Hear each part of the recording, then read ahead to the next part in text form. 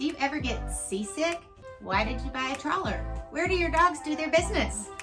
We get asked those questions and lots of others all the time. So today we're going to take a few minutes and answer those questions that we get the most often.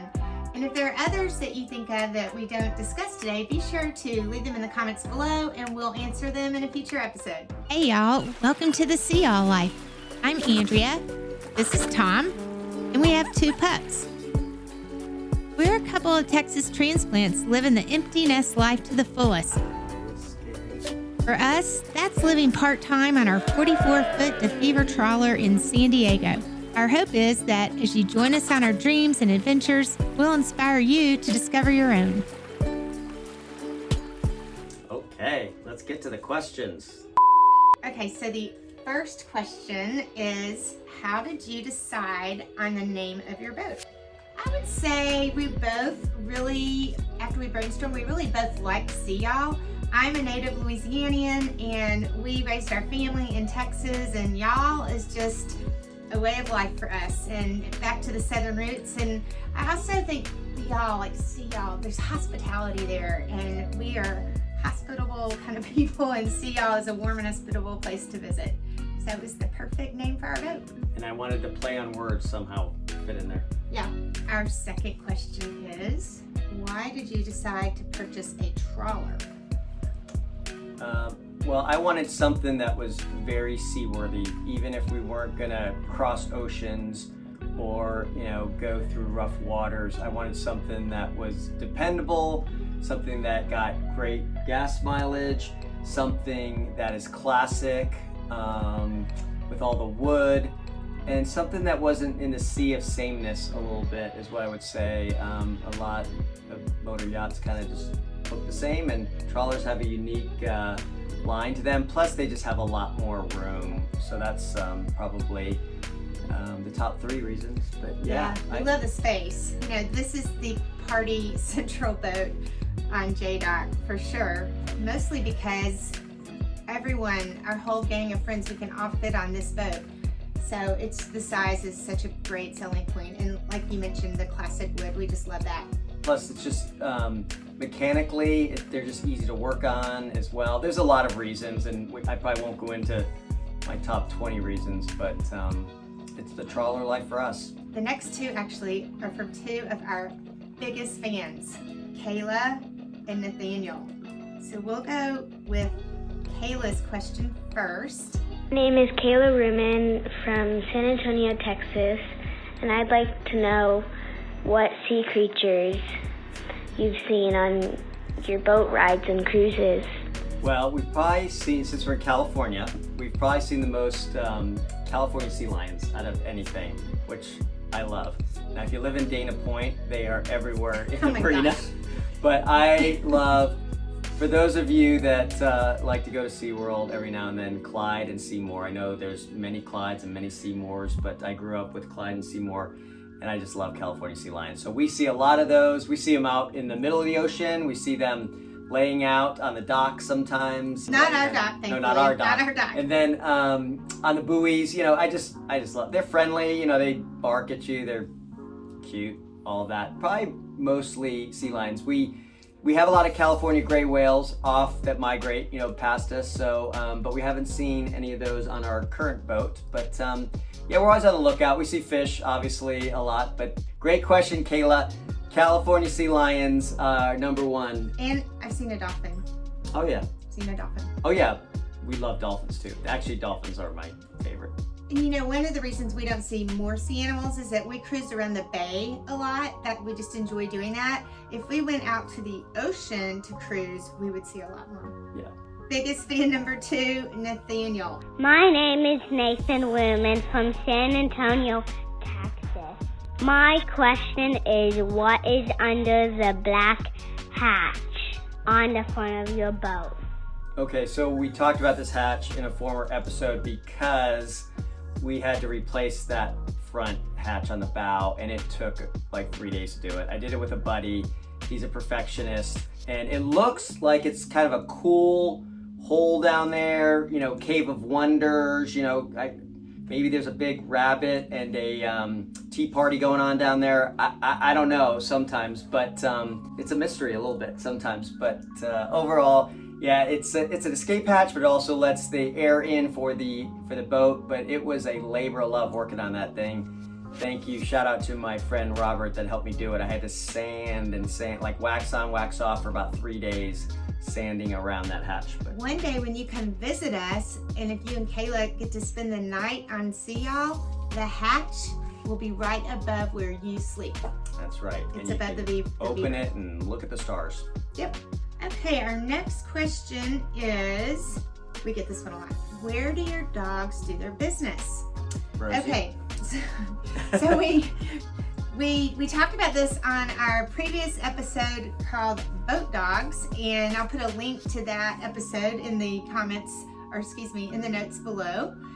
We talk about all the different things about having dogs on a boat. But as far as doing their business, we actually have a couple of artificial grass pieces that go in a tray with a pad under them, and they go up there and do their business on that grass. They do like to poop on the fiberglass for whatever reason. They don't like the grass for pooping, but that's actually not that bad of a thing because it's easier to pick up the fiberglass. We call it the poop deck up there. Yeah, we just hose it down. And, yeah, I don't want to get too graphic, but yeah, they're used to going on the boat and at the front of the boat, and they know where to do their business, and they're well trained. Next question: what exactly is a full displacement hull? You definitely need to take this one. Okay, so most trawlers are full displacement. There are partial displacement and other names, but especially on swift trawlers. But ours, full displacement just means you're pushing all of the water out of the way that you're not getting on plane when you are actually traveling. So that's full displacement. It means. And why is that desirable? Like, what are the benefits, or what are the benefits? Yeah, of that? Some people may think it's not desirable because we go what I say low and slow, because when you get on plane, you use a lot more gas to propel the boat out of the water, right? You're going to use a lot more gas and engine power, burn a lot of fuel. Fuel's expensive. So this just pushes the water out of the way, and we do not plane at all. And if you know what planing is, it's just riding on top of the water, pretty much is what that means. This is a two-part. What do you like most about living on a boat, and what do you like least? I would say what I like most about living on our boat is living on the water, just literally right on the water, and we have beautiful views of downtown San Diego. It's nice and cool in the summer, but warm enough, but it's not a real hot city. So just the whole environment here where our marina is, we just love. And then I also love our friends, our marina family. We have just found the best of friends here. And I would say the third thing I like most is the simplicity of living on a boat. When you can't find something, there aren't that many places it can be hiding. There's not that much to clean. Life is so much simpler because it's a smaller space than a home. And I find that I can be more intentional in my days because I'm not busy maintaining a big house. As far as what I like least, this is actually a hard one for me to answer because I pretty much like just about everything. But I will say two things. I wish it had a bathtub. I do like bathtubs. And compared to having a house, things break more on a boat. And you never know what's going to go next that you're going to have to fix. Those are good answers. You probably Thank you. took my answers for the most part, but I love the water. Okay, so anytime I'm around, and it has to be salt water for me personally. Fresh water, nothing wrong with that, but I just love the sea, the ocean. I always have. I grew up on the East Coast by the ocean, and then West Coast, my second part of my growing up life out here in California. So just being on the water, the smells, the sights, the sounds, it's just calming, for me. And plus, of course, our friends, we call them our boat family. You've heard us say that before. They're some of our best friends in the world, and we just bond. We share, a love not only of boating and the ocean, but just we have a lot of commonality together. So for sure that, and listen, I like just the adventure part of it too. it's a lifestyle, but it's also an adventure when you're out at sea. You know, I've learned a lot in the last 5 years. And Keeps you on your toes. it does, yeah. And I like learning, and I like learning new things. And, you know, I wouldn't say I was overly mechanical before I got a boat, and I've had to, you know, learn a lot about that. So I just enjoy it. I want to get my captain's license. I mean, there's a lot that I want to continue to do, and we want to take longer trips. You know, when I retire, we want to go coastal cruising, maybe up to the Northwest, down to Mexico, maybe beyond too. So that's what I like best. Adventures. Yeah, adventures. Yeah, least is probably similar to Andrea's. So when things do have to be repaired, the list just grows. And if you don't get on it, then your list keeps on growing and growing and growing. And pretty soon it's an insurmountable list. So that kind of stresses me out a little bit. But some of it is a want to and not have to. So I try to let it go. That's my answer. And our last question and most frequently asked question is, are you really going to live on sea all full time when you retire? Oh, is that my... I would say, just because I don't want to say a bad word on camera, heck yeah. For me, there's no doubt about it. I was doubting that I could talk my beautiful bride into doing that at some point, but she is hook, line, and sinker on retiring and living on a boat full time for sure.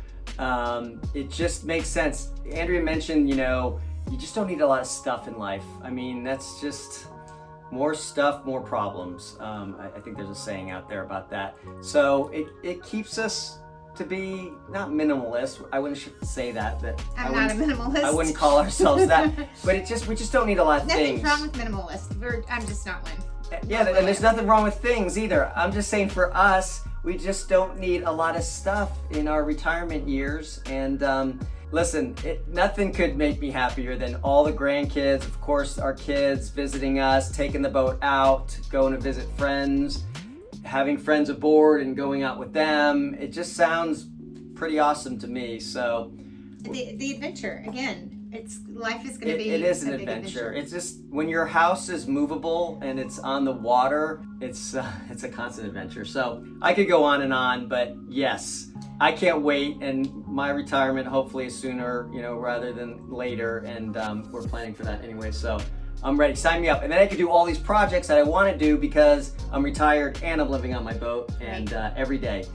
And they won't be such a bummer when they happen, because we won't be having to pay someone as much as we have to now. We'll save money. Because of time factor. Yeah. And one thing I will add, I'm all in on retiring on the boat. I will add that we don't know if it will be this boat.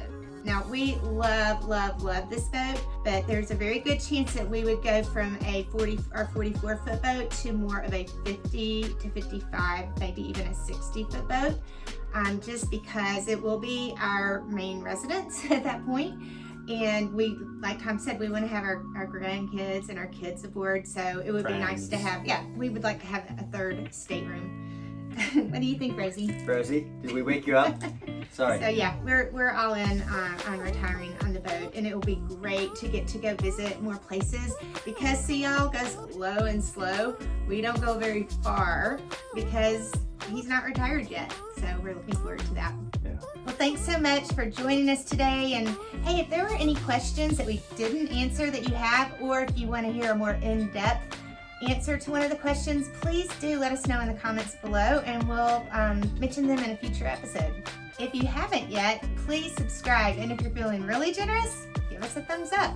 And if you want to see more of the Sea Owl Life, be sure and follow us on both Instagram and Facebook. And of course, you can always find us here every week for Sea Owl Sunday. Thanks for joining us. See y'all soon. Thanks for the good questions.